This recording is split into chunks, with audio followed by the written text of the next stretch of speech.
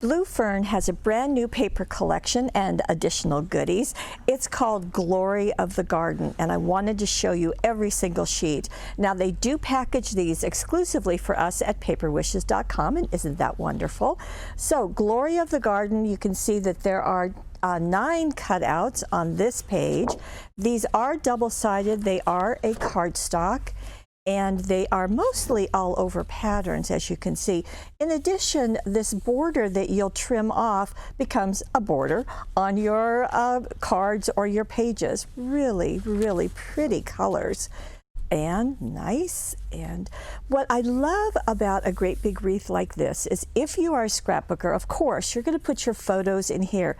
But if you are a card maker, think of this in terms of quarters. You can do 1 card here, 1 card here, another here, another here. These that don't have the flowers, well, you can add paper flowers, you can do a cutting die with a greeting, lots of options. And here's the back side. Here's more. Again, just beautiful artwork. They do such a nice job. Now, you could either cut this out, which is, I think I'd kind of do, or you can use it as a full sheet. Of course, I love the pink and more artwork, just lovely. And again, you can cut these out or not. You do get only 1 sheet of each of these, so you've got decisions to make. And here's the, whoops, almost the last sheet. And this is another one that you can cut out or use it as it is. And there's the back side. Okay. Now, in addition to all of this loveliness, in fact, I think I'll just leave it like this.